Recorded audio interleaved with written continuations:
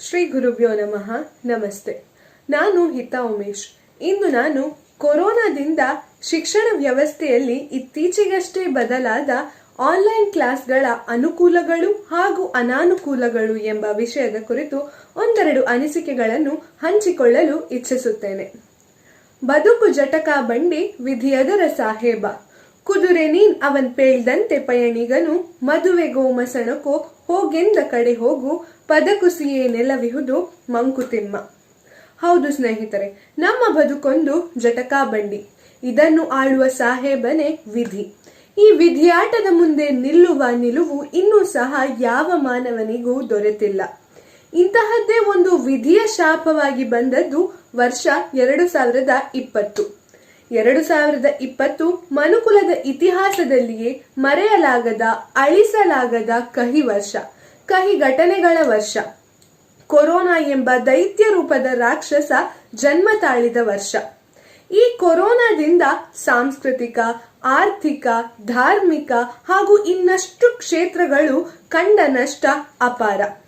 ಈ ಎಲ್ಲಾ ಕ್ಷೇತ್ರಗಳಲ್ಲಿ ಮೊದಲಿಗೆ ಸ್ಥಗಿತಗೊಳ್ಳುವ, ಕೊನೆಯದಾಗಿ ಚಾಲತಿಗೆ ಬರುವ ಬಹುಮುಖ್ಯವಾದ ಕ್ಷೇತ್ರವೇ ಶೈಕ್ಷಣಿಕ ಕ್ಷೇತ್ರ. ಸಾಂಕ್ರಾಮಿಕ ರೋಗದಿಂದ ಇನ್ನು ಶಿಕ್ಷಣಕ್ಕೆ ಯಾವುದೇ ತರಹದ ಬೆಲೆ ಇರುವುದಿಲ್ಲ, ಶಾಲೆಗಳನ್ನು ತೆರೆಯಲು ಸಾಧ್ಯವೇ ಇಲ್ಲ ಎಂಬುವ ಪರಿಸ್ಥಿತಿ ಎದುರಾದಾಗ ನಮ್ಮ ಕೈ ಹಿಡಿದದ್ದು ಈ ಆನ್ಲೈನ್ ಕ್ಲಾಸ್ಗಳು. ಶಾಲೆಯಲ್ಲಿ ಬೋರ್ಡ್ನ ಮುಂದೆ ಕುಳಿತುಕೊಳ್ಳುತ್ತಿದ್ದ ವಿದ್ಯಾರ್ಥಿಗಳು ಬೆಳಗ್ಗೆಯಾದರೆ ಲ್ಯಾಪ್ಟಾಪ್, ಮೊಬೈಲ್ಗಳ ಸ್ಕ್ರೀನ್ನ ಮುಂದೆ ಕುಳಿತುಕೊಳ್ಳುವಂತಾಯಿತು.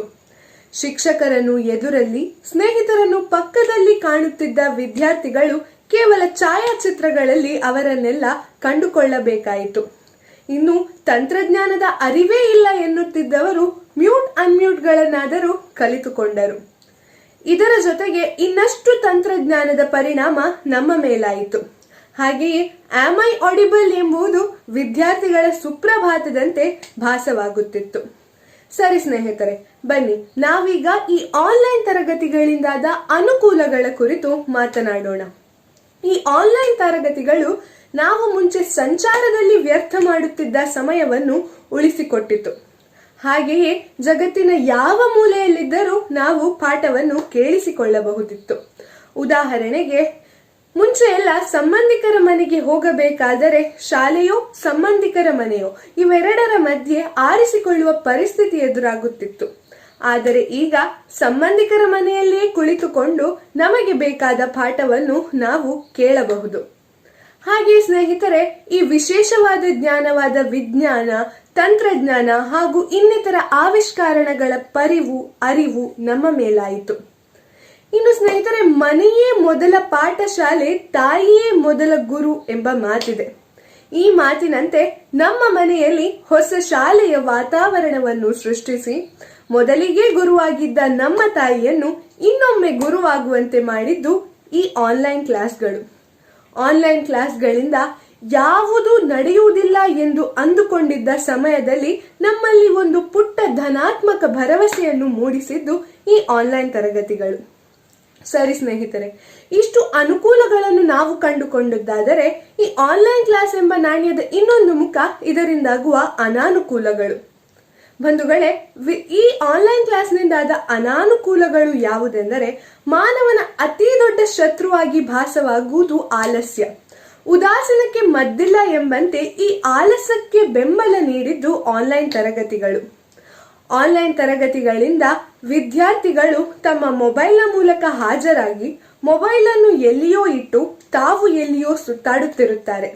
ಇನ್ನು ಚಂಚಲ ಚಿತ್ತವಾದ ವಿದ್ಯಾರ್ಥಿಗಳಂತೂ ಮೊಬೈಲ್ನ ಮೂಲಕ ಕ್ಲಾಸ್ಗಳಿಗೆ ಇನ್ನಾಗಿ ಆ ಮೊಬೈಲ್ನಲ್ಲಿಯೇ ಇನ್ಸ್ಟಾಗ್ರಾಮ್, ಫೇಸ್ಬುಕ್ ಹಾಗೂ ಇನ್ನಿತರ ಬೇಡವಾದ ಗೇಮ್ಸ್ಗಳನ್ನು ಆಡುತ್ತಿರುತ್ತಾರೆ. ಇನ್ನು ಮಾನಸಿಕ ಖಿನ್ನತೆ, ಗಂಟೆಗಟ್ಟಲೆ ಸ್ಕ್ರೀನ್ನ ಮುಂದೆ ಕಳೆದು ಎಷ್ಟೋ ವಿದ್ಯಾರ್ಥಿಗಳು ತಮ್ಮ ಮನದ ಬಲತೆಯನ್ನು ಕಳೆದುಕೊಂಡಿದ್ದಾರೆ. ಹಾಗೆ ತಲೆನೋವು, ಕಣ್ಣಿನ ನೋವು ಇನ್ನಿತರಗಳನ್ನು ಎದುರಿಸುತ್ತಾ ದೈಹಿಕವಾಗಿಯೂ ಸಹ ಖಿನ್ನರಾಗಿದ್ದಾರೆ. ಇನ್ನು ಈ ನೆಟ್ವರ್ಕ್ ಸಿಗದ ಹಳ್ಳಿಗಳಿಂದ ಬರುವ ವಿದ್ಯಾರ್ಥಿಗಳ ಪಾಡಂತೂ ಅಯ್ಯೋ. ಅವರಿಗೆ ಯಾವುದೇ ತರಹದ ಪಾಠವನ್ನು ಸರಿಯಾಗಿ ಆಲಿಸಲಾಗುತ್ತಿಲ್ಲ, ವಿದ್ಯೆಯಿಂದ ವಂಚಿತರಾಗುತ್ತಿದ್ದಾರೆ.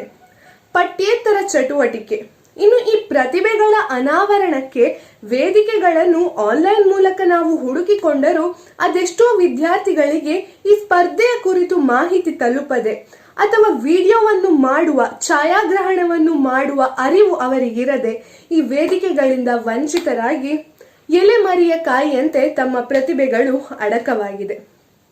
ಇವಿಷ್ಟು ಅನಾನುಕೂಲಗಳನ್ನು ಆನ್ಲೈನ್ ಕ್ಲಾಸ್ ನಮಗೆ ಮಾಡಿದರೂ ಸಹ ನಾನು ಹೇಳಬಯಸುವುದು ಏನೆಂದರೆ, ಯಾವುದೇ ಒಂದು ವಿಷಯವಾಗಲಿ ಅದರಲ್ಲಿ ಧನಾತ್ಮಕ ಹಾಗೂ ಋಣಾತ್ಮಕ ಎಂಬ ಎರಡು ಮುಖಗಳು ಇದ್ದೇ ಇರುತ್ತದೆ. ಮಾನವನ ಗುಣ ಯಾವುದಾಗಬೇಕೆಂದರೆ ಅವನು ಅದರಿಂದಾಗುವ ಧನಾತ್ಮಕ ಪರಿಣಾಮಗಳನ್ನು ಮಾತ್ರ ತನ್ನಲ್ಲಿ ಇರಿಸಿಕೊಂಡು ಋಣಾತ್ಮಕಗಳನ್ನೆಲ್ಲ ತ್ಯಜಿಸಿ ಮುಂದೆ ಹೋಗಬೇಕು. ಕರ್ಮಣ್ಯೇವಾಧಿಕಾರಸ್ತೆ ಮಾ ಫಲೇಷು ಕದಾಚನ ಮಾ ಕರ್ಮ ಫಲ ಹೇತುರ್ ಭುರ್ಮಾತಿ ಸಂಗೋಸ್ತವ ಅಕರ್ಮಣಿ ಎಂದು ಹೇಳುತ್ತಾ ನಾನು ಈ ಮಾತನ್ನು ಮುಗಿಸುತ್ತೇನೆ. ಜೈ ಹಿಂದ್, ಜೈ ಭಾರತ್.